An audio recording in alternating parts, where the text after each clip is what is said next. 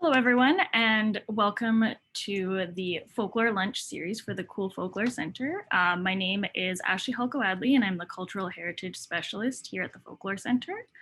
I'm just going to start with a few housekeeping items. So we are using the webinar version of Zoom. So down at the bottom, you can access the question and answer system, and we're going to be using that instead of the chat. And Ian will answer all the questions at the end.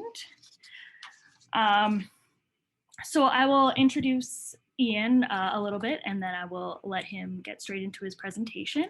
So Ian Brodie is the Associate Professor of Folklore at Cape Breton University, where he has taught since 2005. He has an MA in Religious Studies and a PhD in Folklore from Memorial University of Newfoundland.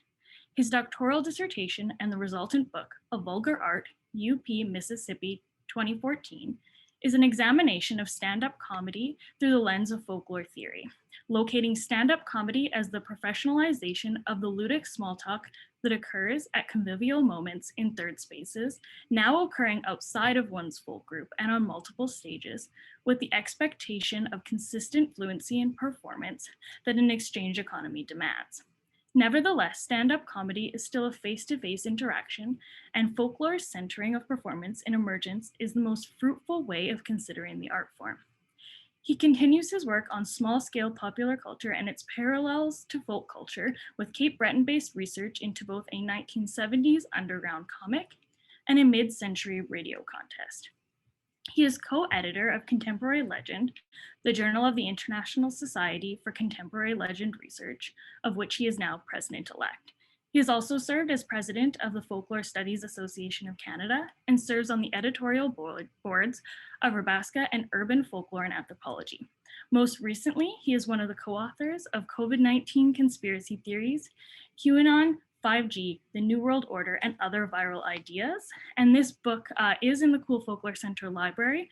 So once some of the restrictions lift, you are more than welcome to come to the Folklore Center to browse this book. And without further ado, I will let Ian take it away. Thank you very much. I'm very happy to be here today. Despite this being a year in, I haven't participated in many of these online seminars, and I feel I am a bit rusty. So forgive my indelicacies as I go forward. I wasn't 100% sure what I was going to talk about today because they asked for, in these things, they asked for a title, and they'd asked, the Cooley Center had asked me about speaking about conspiracy theory and contemporary legend. And when they suggested the day of March 12th, I thought that it really was this sort of year in review opportunity. And sometimes a year in review seems to be a bit more akin to how I spent my summer vacation or how I spent my year of madness. And so some of this is not so much a day-by-day account of the development of conspiracy theory and contemporary legend over the COVID year. Nor hopefully is it just simply navel gazing, but I thought I would take this to sort of see if I can articulate some of these ideas that I've been having recently about contemporary legend and how we can start to potentially rethink it in some ways. So let me see if I can do this correctly. Am I sharing? There we go. Am I on? I think I am. Look at me. I don't know if you are like me, but if you like the auto design feature of Microsoft Word's PowerPoint, where they say, hey, do you want your slide to look like this? Every now and then it's fun to say, sure, let's do it that way. So you'll get to see some fun templates just spinning by. Before I started my career as a folklorist, I was a budding noetic phenomenologist. I was actually pursuing, of all things, degrees in theology and religious studies. And I was influenced by the work, specifically because I was influenced by the work of Bernard Lonergan, who was a Canadian Jesuit theologian, who was interested in trying to determine what it was to know something, what it was to understand something. And he needed to work that through before he was able to go to his larger project of trying to bring theological method into the 20th century. And so his major work is Insight, a study of human understanding, 1957, and then how it became applied in his Method in Theology, 1972. And that doesn't necessarily gel immediately with how one goes about, or how does that sort of transfer into a folklore career, as it were. But I was interested in one of his particular areas, and that had to do with how, again, how we come to understand, in large part has to do with our sort of inherited traditions of understanding. And that one of the ones in which we are all operative is what he called common sense. Basically, the world in which we are born into, that where stuff is communicated to us symbolically, contingently, through education, through narrative, through song, through story, that it doesn't necessarily demand a huge amount of explanation, because to be a member of that group is to understand that understanding.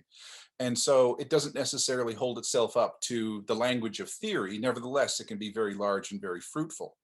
And occasionally, some of us specialize and go into other things. And so we can speak about our realms of theory, but most of us, from their day to day, we're operating in this realm of common sense, which to me had always been coterminous with the idea of folklore. And so when I started taking folklore, my idea was that folklore is basically this almost as it were a science of common sense understanding. And even though my grasp of it has been modified and nuanced since that time, it's something that I kind of bear in mind as best I can. Advancing the slide. Hello, Mr. Slide. Oh, okay, I'll just click on the screen. There it is. So I'm beginning with this picture, which I love. This was my Facebook profile picture for a number of years. And I can answer the question of what this is two ways. One, I can say this is actually the inside of a lid from a can of tomato paste laid out on a counter. On the other hand, I can say, well, this is a happy looking fella. And both of those, to a certain extent, are at least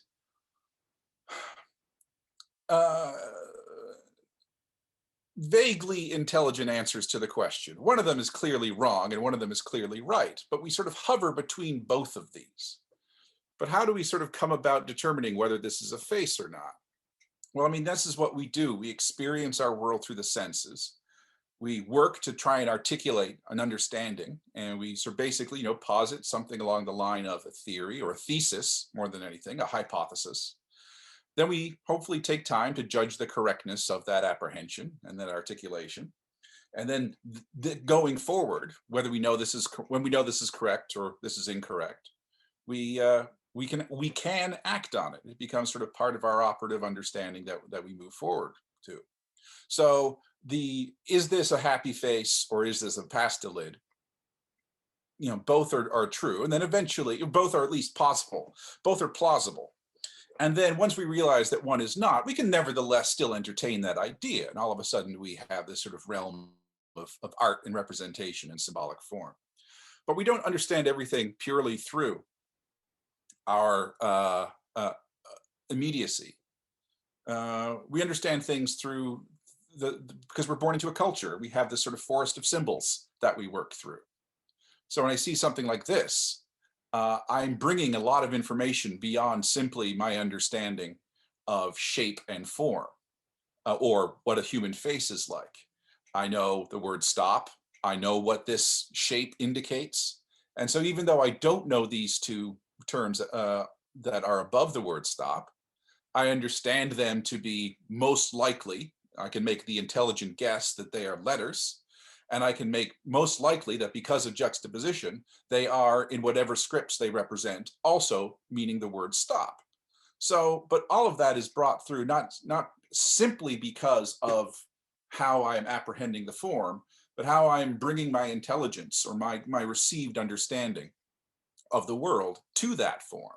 So, I don't have to constantly reinvent the wheel. I live in a society, and because I live in a society, I have this catalog of forms that already have meaning for me prior to my experience of them, which again, to me, isn't a bad synonym for what we understand as folklore, this collective, not necessarily critically reflected upon body of understanding. And so this thing is largely what I call the realm of belief. And this is where we start to sort of verge in on the issue of legend and conspiracy theory. Because belief, when we talk about it as like an area of folklore study, or we go to like sort of belief conferences, we're often thinking of the content of belief, and we're limiting that content to the understanding of sort of these extraordinary things, these things that we know based on the fact that perhaps they do not necessarily have a rational explanation, and yet we know them to be true. And maybe we anticipate that rationality can potentially happen sometime in the future. But fundamentally, we sort of cleave off this area of human experience as the things that we use the language of belief to discuss. When really, for the most part, most of what we know is this nature of belief. That we have received this stuff, and the stuff that we have received, we assume to be true. We apprehend it. And I use the image of a candle here, not to evoke the idea of belief or faith, but because I don't understand how candles work. I believe that candles work. When someone tells me that they can tell me how a candle works, I tend to believe them. I can use a candle. I can fundamentally, if a candle isn't lighting for some reason, I can usually take a look-see and figure out what's going wrong with it. But if you ask me to really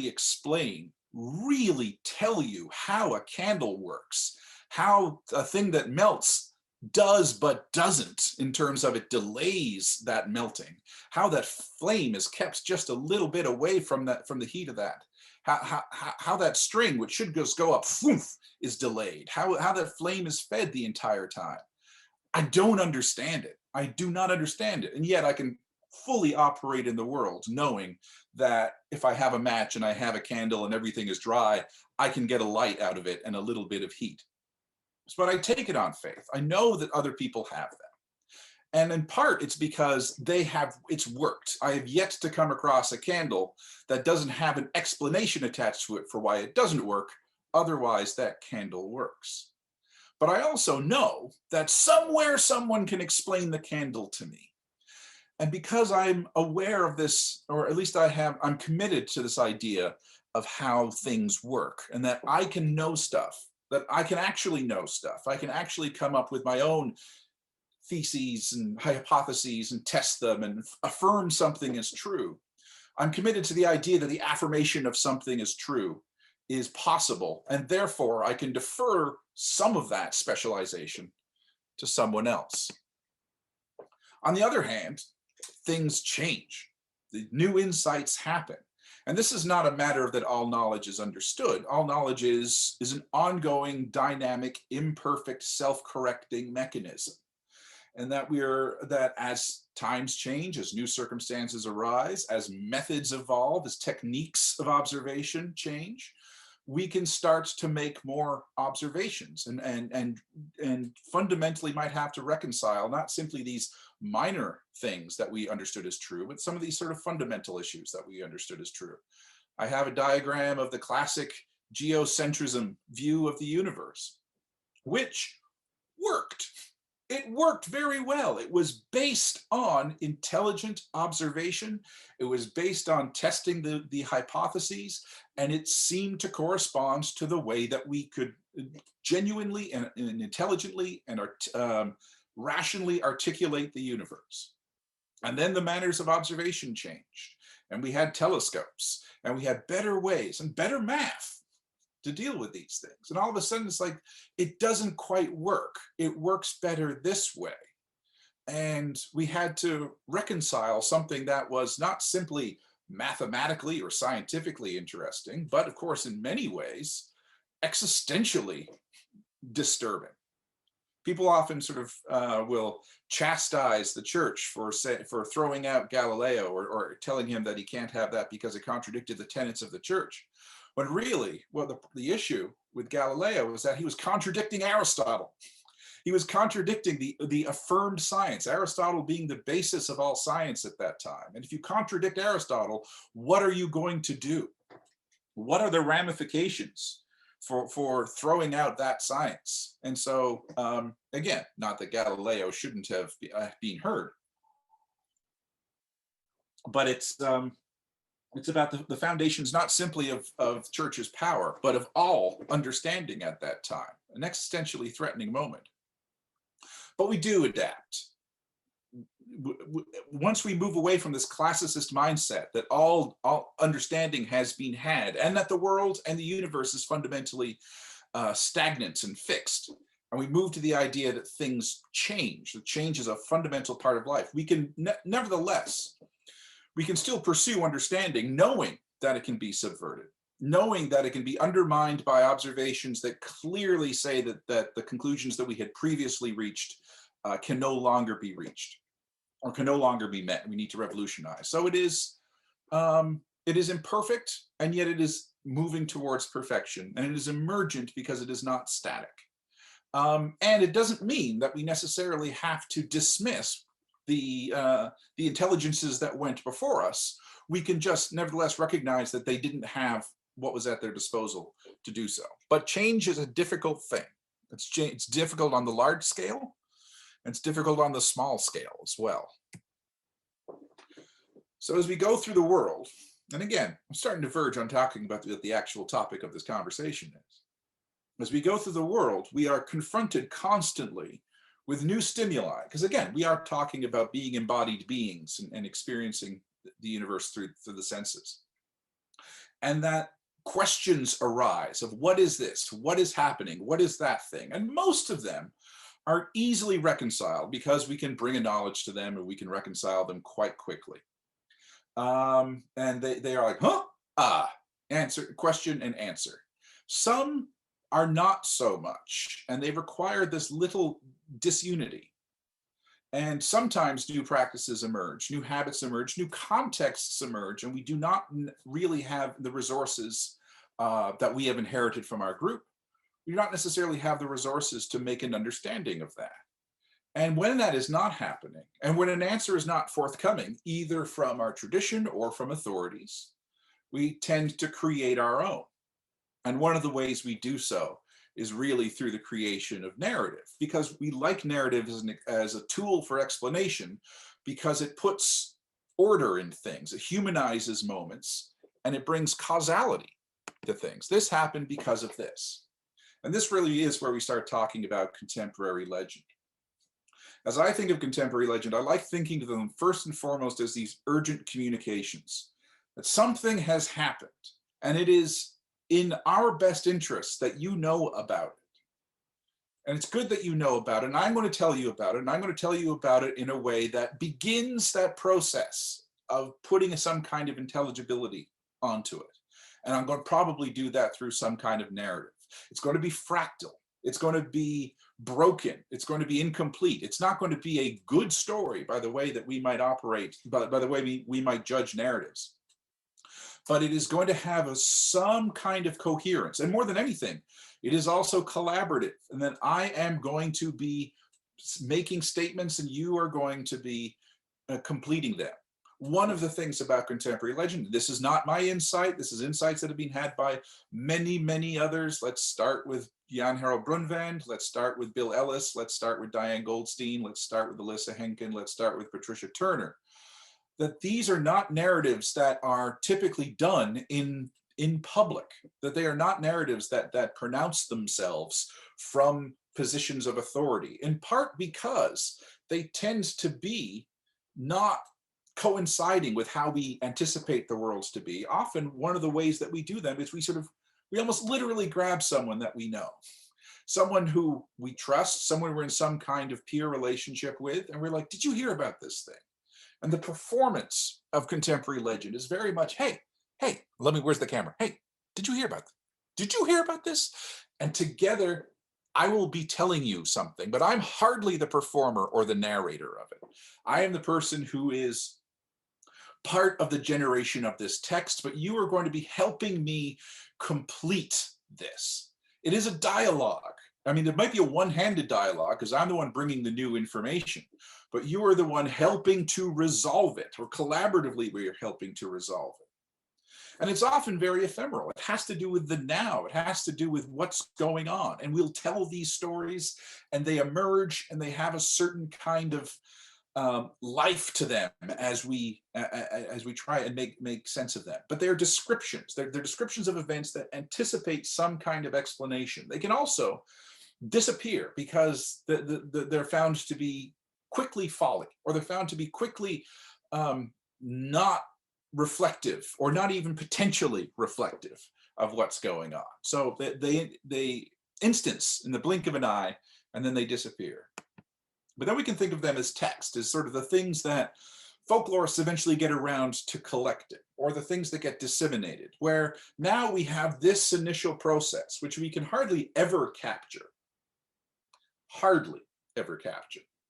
But then we have this thing, we have this instance of human creativity that wasn't necessarily created in a moment of intentional creation, yet nevertheless, it's something that we can now retell.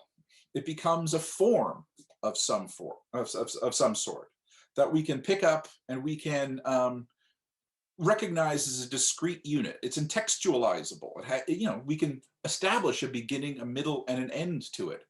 It's a thin work, and I take that from the study of music, in that it doesn't require when it is instanced in performance, it doesn't require that it be done in one particular way. It's basically a framework that allows for a certain amount of interpretation. Not simply can I retell it as the person who has told it first, but someone else can retell it. Someone else can share it. And because it's a thin work, it can be moved. It can be remodeled. It can also be told long after we've immediately dismissed it as a fancy, as an untruth, as an incorrect understanding, because it comprises a good story. Because now we're judging it by different aesthetic criteria. We're judging it as something that can be beheld, that can be wonderful, that can be wondered upon, that has a certain amount of pleasure that is derived from it. And it can enter into a repertoire, and it can enter into a repertoire in many ways, something that can be picked up and retold, something that can form the basis of a new telling. So we start to have things almost on the level of a motif that can be picked up, and then they can reemerge, and they can reemerge. And we can think about something like the contemporary legends about such things as, say, the blood libel. The blood libel, the classic anti-Semitic, although it began, I'm almost sounding like a whataboutism, but began the classic anti-Semitic legend having to do with the idea that in the Middle Ages, Jews were deliberately stealing Christian babies, and they were using their blood in their masses, baking it into their bread, drinking it as wine, and so forth. That in itself was a motif that had been lingering somewhere, and it can be traced. And I just, in that sort of classic dodging the responsibility, I'll direct you to various readings. But the Romans had a similar narrative complex about Christians, and that Christians were stealing babies and drinking their blood and baking them into their bread for the Eucharist and so on. And so it hovers as a motif that we can pick up on at any given moment. And we even see that in things like the current QAnon narratives. And it's fancier, and it's less about blood and more about androcrene. But again, babies are being stolen, and their fluids are being drunk as a kind of a potion of some sort that the mega celebrities are engaging in. So it's a motif that can die out as an active belief and yet become repurposed and resurged and told as true. One of the things when we think about contemporary legend as this thing that we name as a category of narrative, it's often things that we reserve for these incorrect understandings. That one of the basis of contemporary legend is that they are falsehoods. And because we can certainly throw around the term, oh, that's just an urban legend, that's just a contemporary legend, or that's just an urban myth, or whatever kind of clumsy edic genre, no, emic genre that we want to use. We can dismiss it that way. And then every now and then we'll point to these sort of classic texts that are really not in the sort of active circulation moment of that sort of immediate text, but have like the impossible math problem contemporary legend, and we can say, oh, that actually happened. So there are these rarities of the actually happened thing. But for the most part, contemporary legend is understood as not true. Which is sort of unfortunate, because in many ways, as a process, as at least the thing that happens when I pull you aside because I have heard of something and I'm trying to make, or I've seen something or experienced something and I'm trying to make sense of it, and I tell you, that is not much different from any other kind of information exchange, that I am just trying to make sense of this new situation. Perhaps it can quickly reconcile. Perhaps new data is coming in and we can start to figure it out quickly together. But, you know, we have this, I mean, news as a genre is something that I've been interested in the past couple of years, and thinking of it as a folk genre, that there's that telling people of this new emergent information that's just come to it is a social good. I think about, among others, Richard Bauman's work in the LaHave Islands, and his article on the general store in the LaHave Islands, and how he describes an evening of talk. Diane Tai talks about this as well.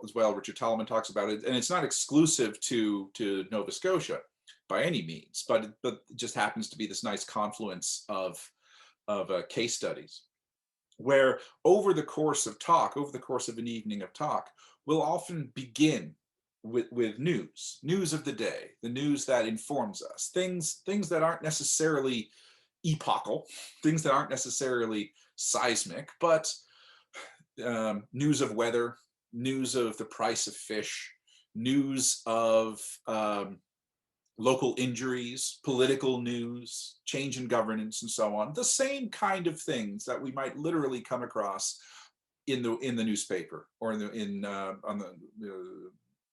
the daily news. Something that keeps us informed about the goings on of the day. And then it's important that we have that. In the course of talk, those things, Bauman doesn't really talk about them as aesthetic performances, because they are very ephemeral, because they are of that moment. They are of intense importance. Diane Tai, among others, points out how if there's no other storytelling available, at the very least, people will, and women will, trapped at home, will often send their children out as purveyors of news. And in order to get news from where news is shared, news is gathered, these third spaces, in coffee shops, in general stores, at the post office, where people gather and news is exchanged. We can sort of think about Jane Jacobs and her understanding of like the death and life of American cities as this sort of social network. But I'm starting to get off my slides and start free associating. We don't want that today. But they often take the same form. I mean, these things that we call contemporary legends seem to be just that additional level of extraordinary, that they're the form of, did you hear about this thing? But news can, you know, the stuff that is fundamentally true can often be, did you hear about this thing? Because it could be accident. It could be an immediate call to action where the group has to stop their evening of talk and start to avert attention.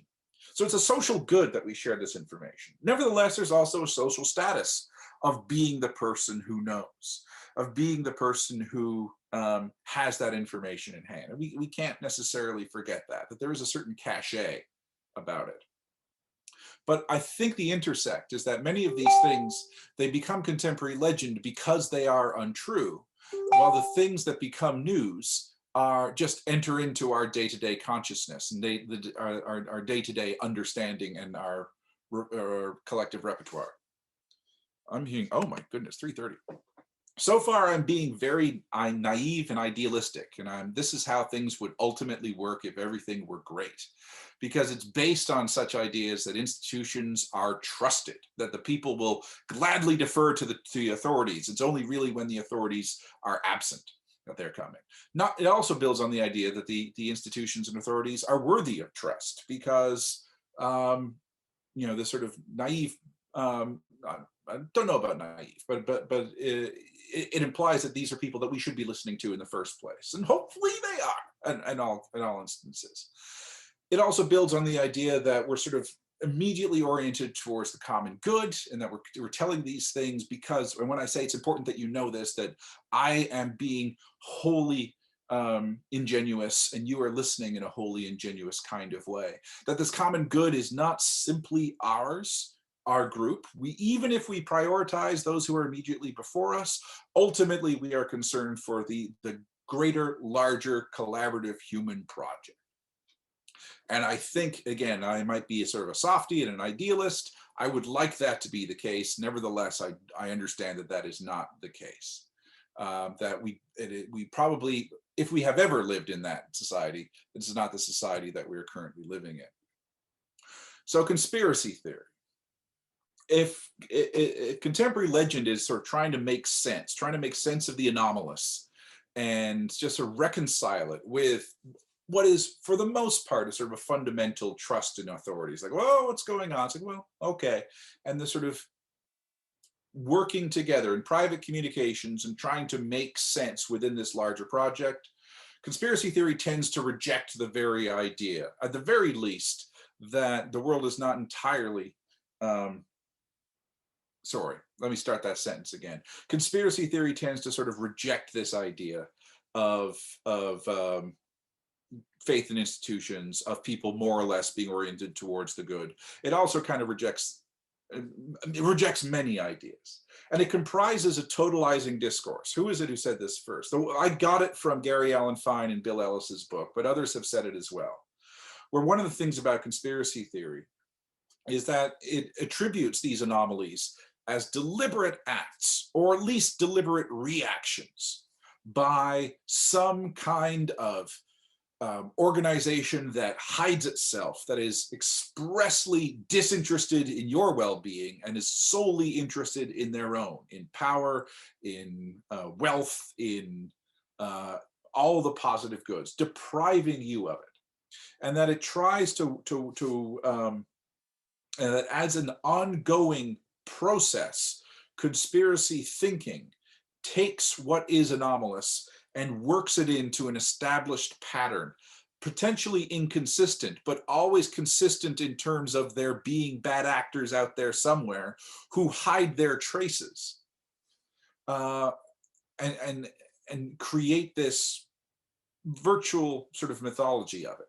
It does so in part by emulating the forms. It uses things like, everything from the fonts that are chosen to the rhetorical styles to the language that we are already familiar with, but to this new situation. And because they are creative acts, what else are they going to use? They are going to use the symbols. They're going to use the resources that they have at their disposal, which is this shared understanding. They're just going to be bringing in this plot that may or may not resonate with your understanding of the world. And one of the most important things about conspiracy theory is that it suggests some kind of course of action, sometimes explicitly, and sometimes only implicitly. But at the very least, the idea of the course of action of vigilance and the course of action of distrust, and then keep doing that, question everything, and wait for these bad actors to eventually fail and eventually reveal themselves so that this truth can come to light. So then COVID-19 happens. I don't know if you've heard of it, but it almost became tiresome how cliche it was to say how cliche it was that it was that we were referring to this as an unprecedented time. But because, like most moments in history, we can see analogs.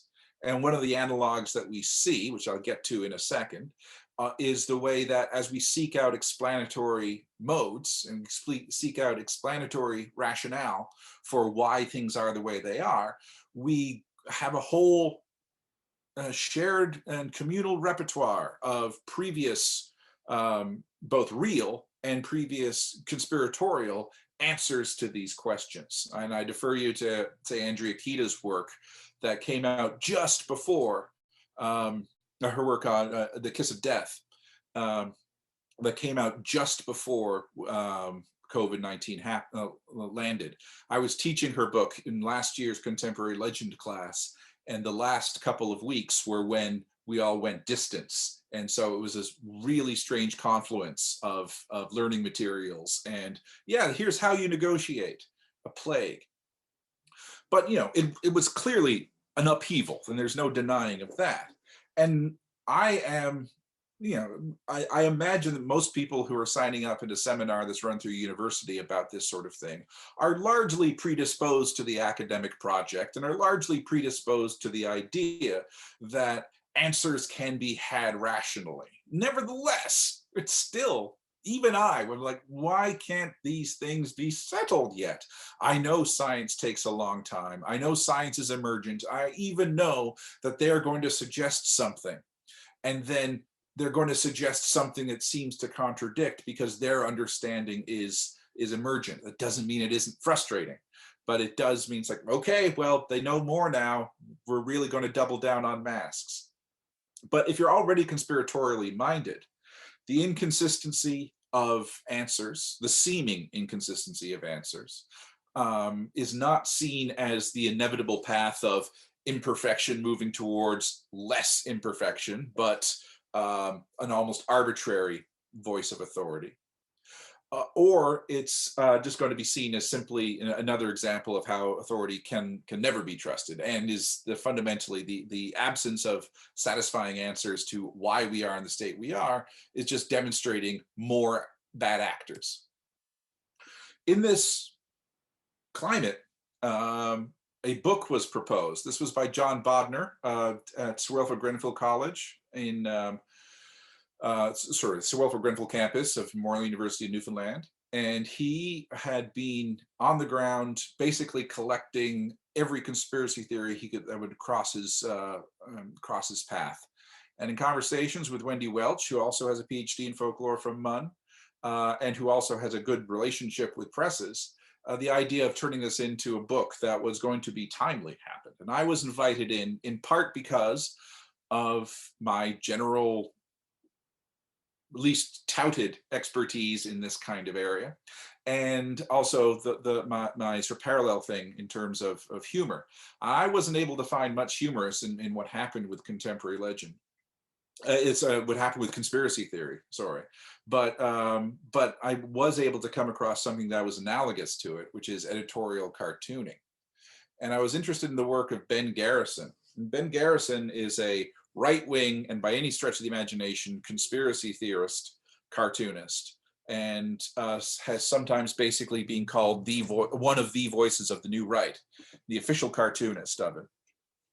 And what I was fascinated by his work is the same thing that I was that sort of I'd come across only loosely when I was doing my study of underground comics, and how these things are produced. Typically, comics and editorial cartoons, doubly so, are produced for a specific audience at a specific instance. And whereas the old comics were almost indecipherable because I was not part of 1970s Cape Breton drug culture, Ben Garrison's comics were of my current time, but there was a level of indecipherability to them. But the thing about an editorial cartoon is that they are of that moment. They are new efforts at trying to articulate a position, that they are perspectival. They move beyond description to some kind of explanation. They use symbol entirely because they aren't photographs. They are drawn, and because they are drawn, you could be taking characters within the known world and placing them, caricaturing them, exaggerating their features, but putting them recognizable depictions into situations, and then using them as a way of presenting them as something that has to be interpreted through the mediation of meaning. And we'll do so through contrivances. Are they humorous? I don't find so, and many people don't find editorial cartoons funny, but they work in that same kind of mechanics of them. So, this being the week that it happened, I thought I would go back and talk about some of his. So this was March 9th, which is the equivalent of Tuesday, wasn't it? Monday last year, Tuesday of this year. And this was, he had already done a couple of cartoons. And he was, his very first one was of a incredibly racist one, where a Chinese dragon was eating from a plate of unclean animals, and one of the things that he picked off the plate was the coronavirus. And he said, "Why am I so sick?" And if you weren't clear, he had across his stomach China, and then it was basically, feeding on the notion about going back to our basic conservative ideas and the racist attitudes about what the Chinese eat being the cause of this thing. So he'd spoken about this number of times. Much of his concern had to do with the stock market, and it had to do with how the markets were already being incredibly volatile at the end of February. And so this was March 9th. This was just before the WHO declared it a pandemic. And he was speaking of that we already were into this lake of debt, because his idea, he started as a right-wing cartoonist after the bailouts in 2008, and he was thinking that this idea of fear was going to lead us into uncertainty. Fear is one of the key aspects in conspiracy theory, because that motivates two things. First, conspiracy theory is motivated by fear because it's motivated by threat. Secondly, the rhetoric of conspiracy theory is often the idea that they are trying to scare you in order to make you complacent. And there's another example of that going on. But this is referring to a black swan event, which is from economics, I guess. The idea that there is a completely, wholly unprecedented moment that is going to change everything, and we cannot necessarily figure out what's happening. And that the coronavirus, as you can see, the swan has the coronavirus head, is an example of this event. I had this one out of order. So this was just a couple of weeks before. I just wanted to throw this one in as well.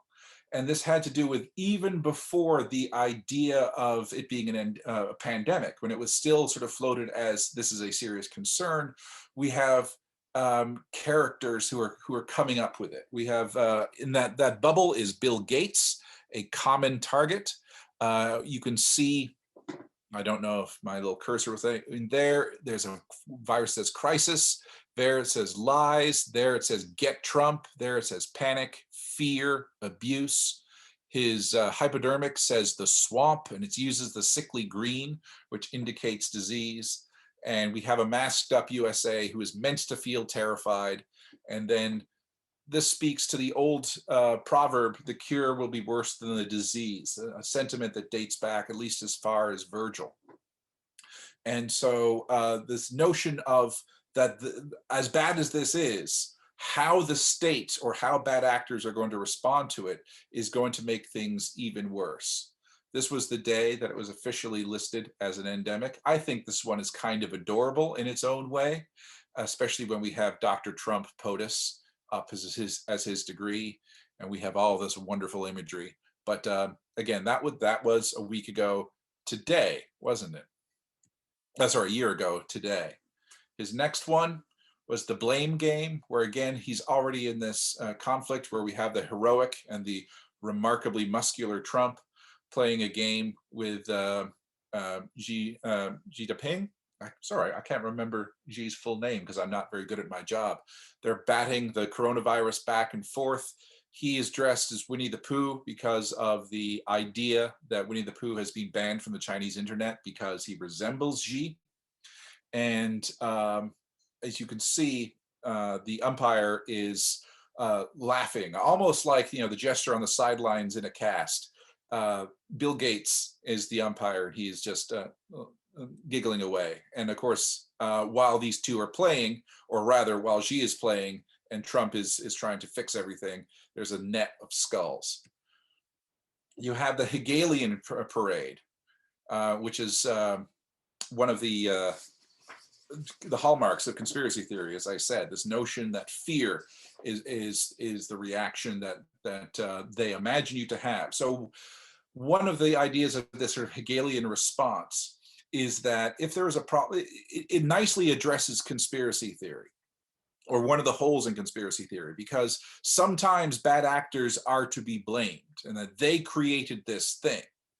Or sometimes it doesn't matter if they created this thing, they are going to take advantage of this thing.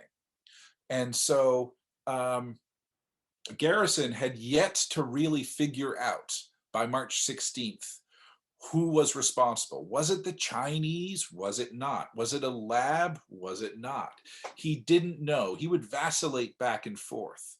And ultimately he switched from worrying too much about what caused this, what caused COVID-19, and switched over, rather more importantly for him at least, to, well, what are we going to do about it? Or what are we going to be expected to acquiesce?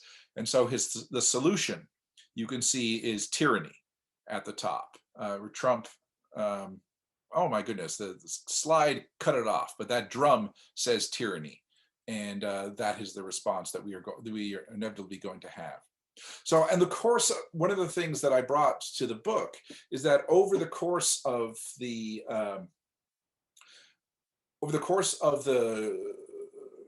pandemic unfolding, new ideas were coming to light, new facts were coming to light, and through Garrison, we have this really interesting snapshot. Remember when I said earlier and that these moments are ephemeral and that we hardly ever get to capture them? He was capturing them. He was capturing his process in terms of how he reflects through things through his art, how he creates some kind of intelligibility, how he understands himself as a spokesperson, how he also has financial demands to create product and therefore needs to say something on a regular occurrence. So all of these are instantaneous, or virtually instantaneous, ephemeral reactions through creativity, through our shared wealth of symbols and the symbols that are known to people who believe in conspiracy theory. And we can see this lifeline of how this began to unfold. And we see that conspiracy theory tries to reconcile. It takes these notions and it, just like we do, it tries to figure things out as it goes along. It's just he was writing them and creating art while doing so. And I will use the term art both loosely and not loosely.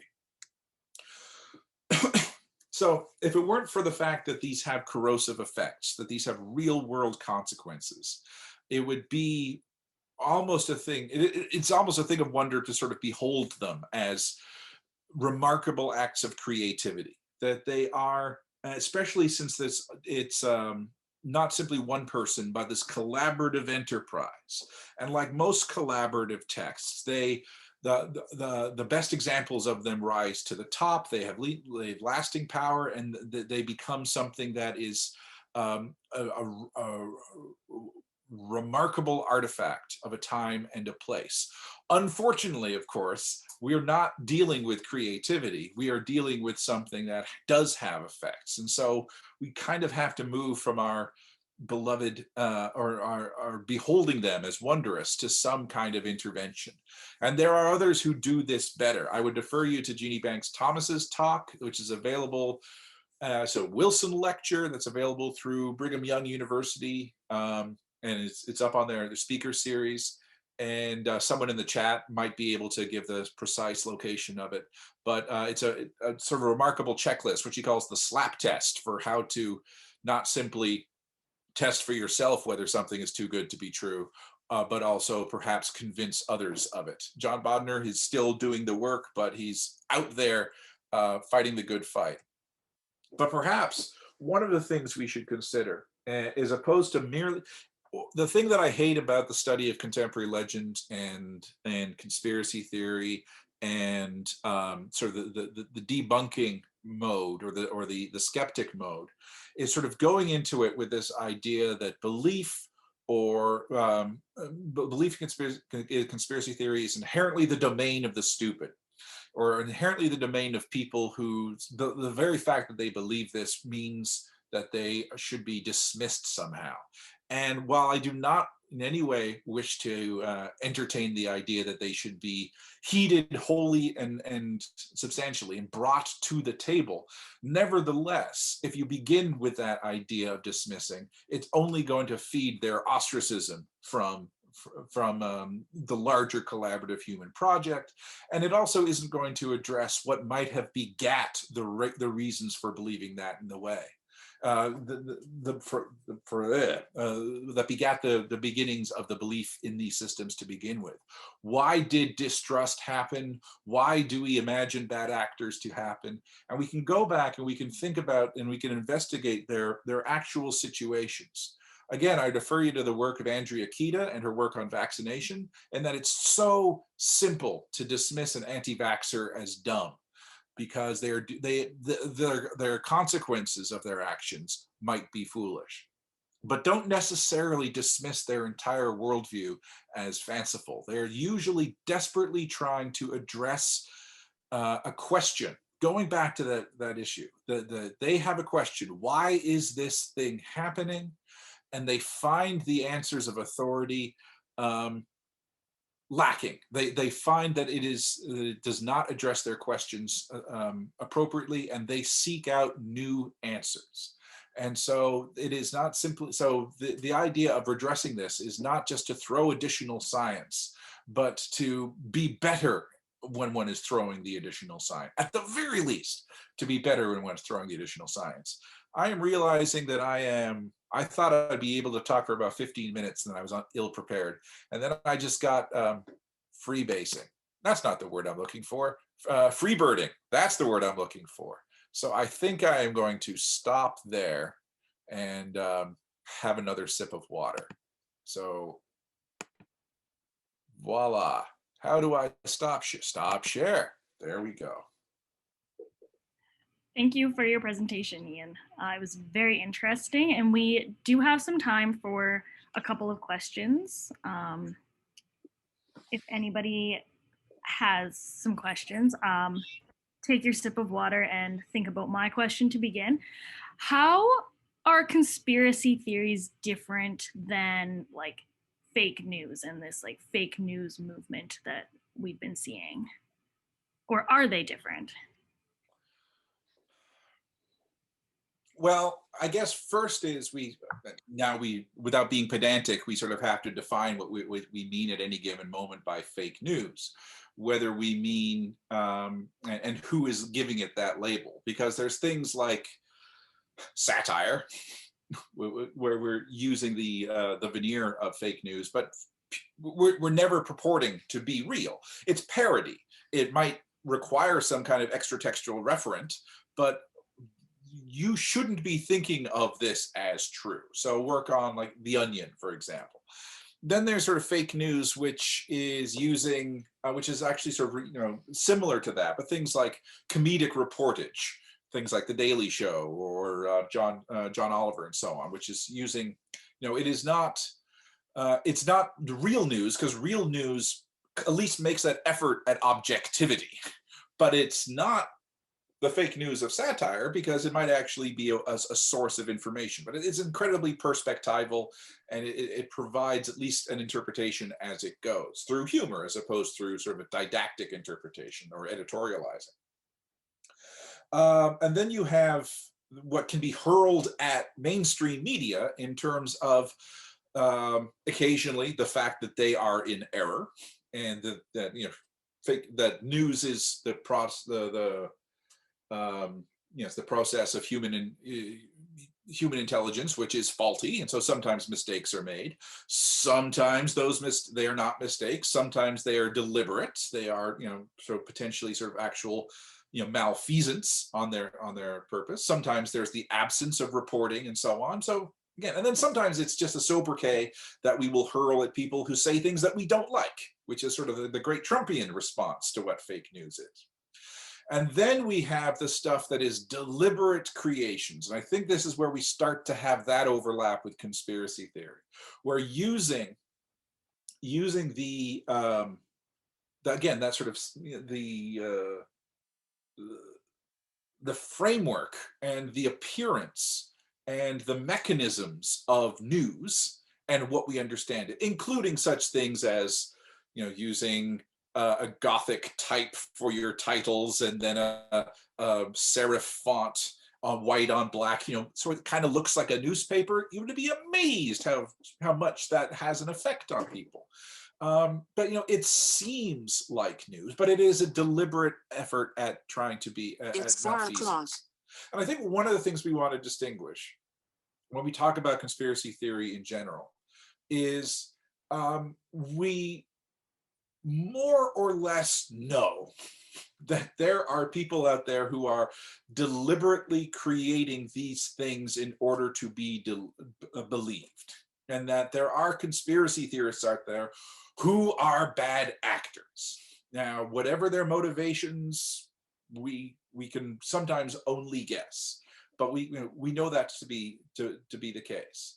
And so we kind of want to distinguish, although it's very vague and it requires tools more stringent than mine.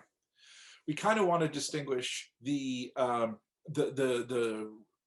generator of conspiracy theory over and over again to people who are sort of echoers, as it were, of conspiracy theory, people who speak in that same voice, and yet they are the ones who are making connections as opposed to sort of generating new thoughts. There's Patricia Turner has done some work on this in terms of birtherism and the Obama conspiracy theories, and that you sort of have, what does she call them? I think she uses the word like sort of big birthers, basically the people who more or less say or said, hey, what if we say that he wasn't born in the United States? What if we say, a couple of different things, all of which call his birth into question, and have this position of authority either by being public persons or by just having access to some kind of medium that seems to sort of sound like an authority.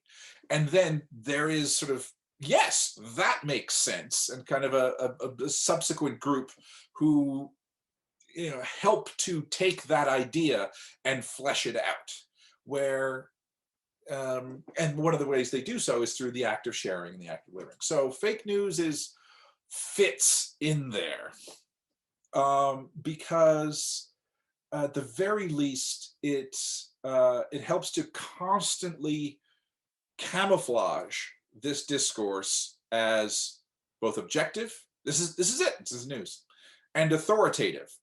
This is a new source from which this is coming. I don't know if that answers your question, but it's sort of on the cusp of answering the question.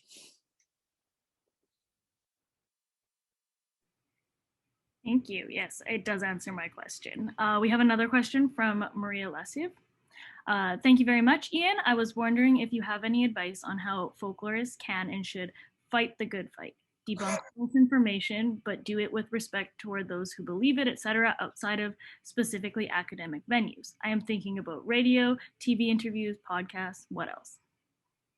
Yes. Well, as I said, I'm not deferring on the question, but I'll repeat listening to Jeannie Thomas's lecture, and she's writing about it as well. But what we can do is, I think the key word there is respectful, which sounds almost as if we're coming at it from a weak position, because clearly one of the things about conspiracy thinkers is that they're not necessarily being respectful of our discourse either. And and doubly so if they are preaching violence, then there's only so much that we wish to turn the other cheek. So I am aware of how frustrating it is to sort of go in with this idea of being respectful. But I think it is not simply a matter of sitting there and debunking. It's not simply a matter of going through the sort of the skeptical exercise of poking holes in the argument. That is, of course, necessary, but I don't know if that's really a place to begin, because it's undermining. And again, it has to do, if we want to think about conspiracy theory as this sort of and power, and the power that knowing something has. And if we are just wielding a bigger stick, in that my power base, my authority for my knowledge is bigger and better than yours, then I'm contributing to that problem of reaffirming these issues as simply, power discrepancies. So I want to listen to people as best I can, and I want to sort of, I would begin in the folklorist's way, which doesn't necessarily work in radio and podcasts, I know, but it's sort of, we want to begin with this idea of the folklorist way of trying to ask the question, why, what led them to this path of belief? I think when we think about much of what's happened in the United States, for example, which is the example that's sort of floating above everyone's head, it's not the only example, clearly. And I actually have some wonderful examples that were passed to me about COVID conspiracy theory in Ukraine in the past year. And so the situations are analogous. Sometimes the bad actors are different, and yet we live in a global economy, in a global society, and so these things have as much overlap as they do difference. Excuse me.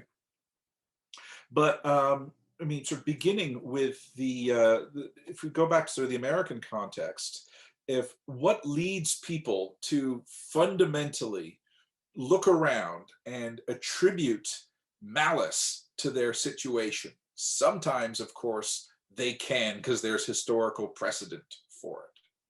Sometimes they can, but sometimes it's just that as much as they had been led to believe something, their own experience is telling them that there is a disconnect. So go back to that idea of experience, that they have done everything that has been expected of them. Let's imagine that most people are, I mean, again, maybe this is naive of me. Let's imagine that most people are oriented towards the common good and oriented towards trust in authorities and so on. And that is the way that they live their life. And it has fallen short. They have felt cheated. They have felt that something somewhere has interrupted that promise. The idea that there is a counter narrative out there where they are being deliberately taken advantage of, where they are being lied to, where other people are benefiting from it. So they look around and see, my position, what used to be strong, and now it is weaker than it once was, or so it appears, while their position that once was weak now is strong. They are somehow part and parcel of the large inchoate group of people who are agents of my misery.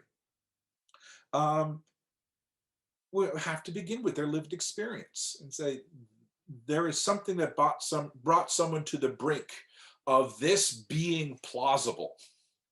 And again, I'll refer back to Patricia Turner's work on, which is as much on, I heard it through the grapevine, which is as much about sort of, she wasn't using the word conspiracy theory, but fundamentally conspiracy theory among African-American population in the mid-1990s.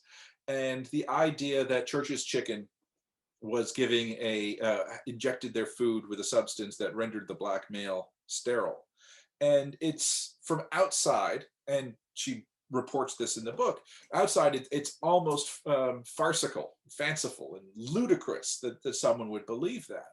But if you ask your question, okay, even if it's not true, what would lead someone? What is the circumstances of their being that would lead someone to that idea that is plausible? And then you take the long arc of history of violence against the African-American male body and say, oh, okay, this thing doesn't seem as implausible anymore. So the threshold for belief makes sense.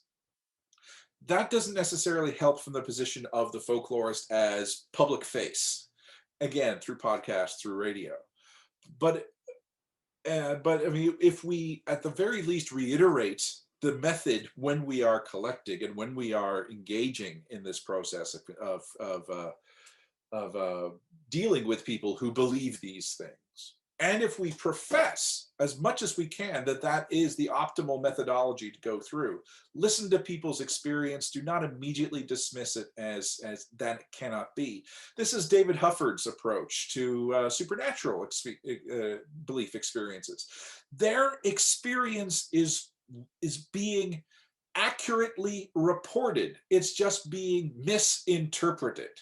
So you go back to their experience. And then at the very least, when you hopefully bring them to the light, you are not invalidating their experience. You're just saying, what you saw was this.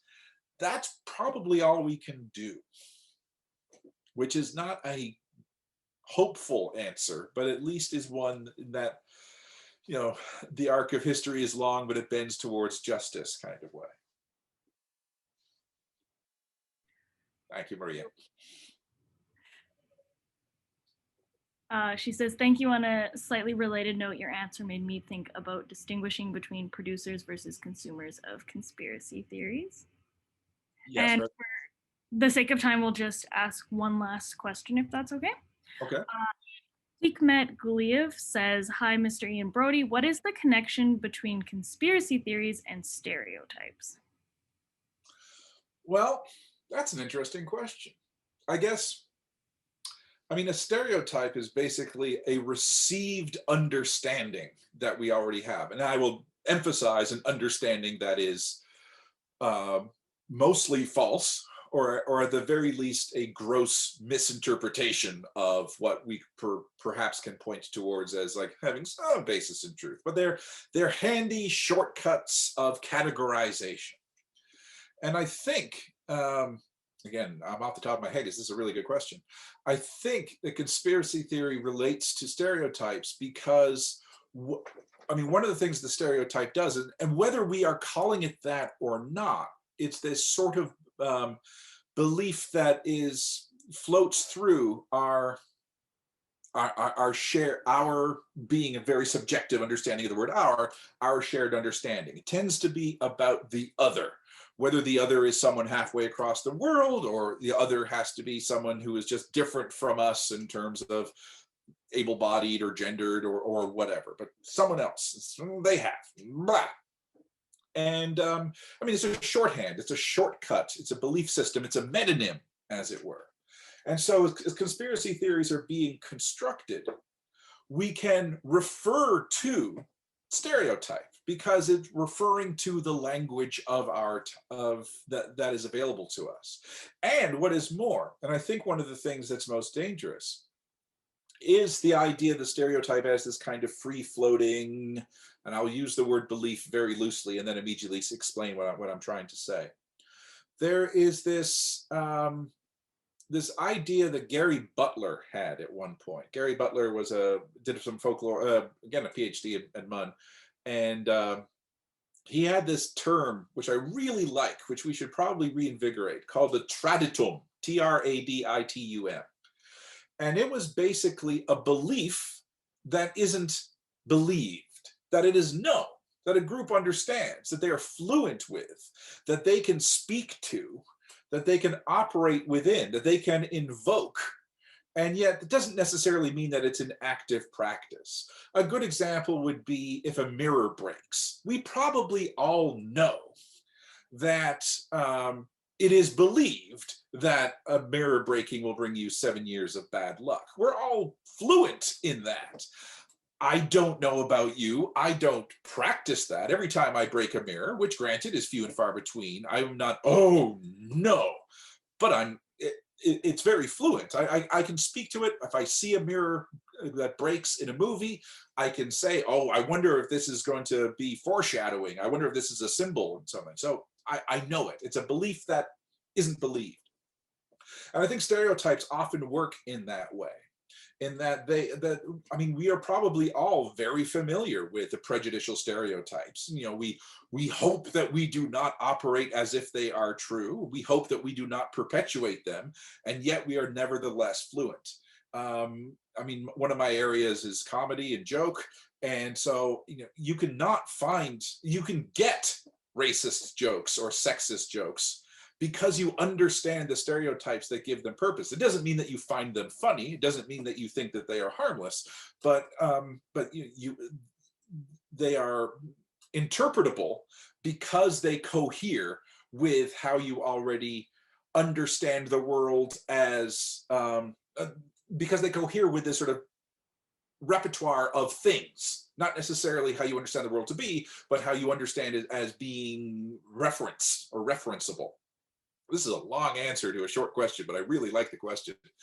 But the thing about that is that these things can move from this sort of guarded, ironic, yeah, we know it, but we don't understand them.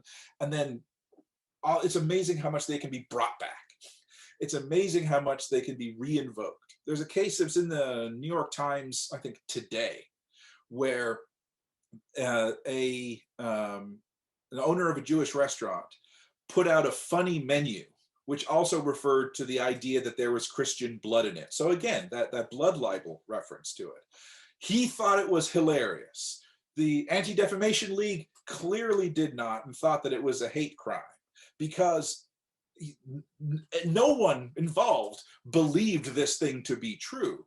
But knowing that this thing can be believed to be true, it becomes a dangerous thing. So it can be sort of, as I said, these stereotypes, these kind of hanging traditums, these beliefs that are somewhere on the cusp of active, because they can be invoked, they can also be invoked all the way over to actual depictions of reality.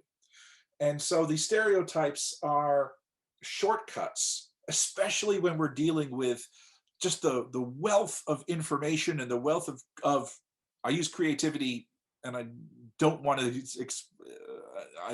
suggest enviable creativity, but remarkable creativity that conspiracy theory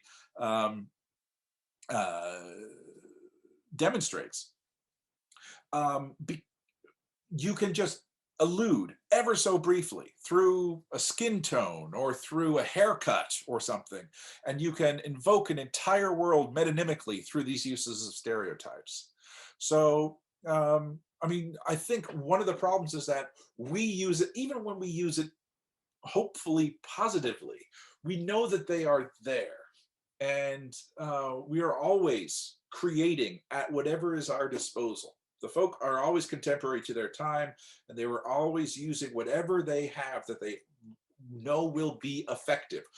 Both the ingenuous and the disingenuous speaker alike bring an understanding of their audience and their audience's worldview to the moment of performance. And stereotype is just one of the many ways that we do it. So it feeds into it, doubly so when we are ascribing ill intent to a specific person or a specific group of people.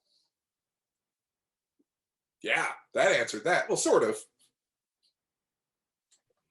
Thank you, Ian. On behalf of the Cool Folklore Center, thank you for sharing your expertise with us today. It was very, very interesting. And thank you to everyone who attended. As always, just a reminder about our next folklore lunch happening on April 9th. The Local Cultures Project will be sharing our favorite stories from the project. And the link will be coming out for that probably shortly. Great. Thank you once again.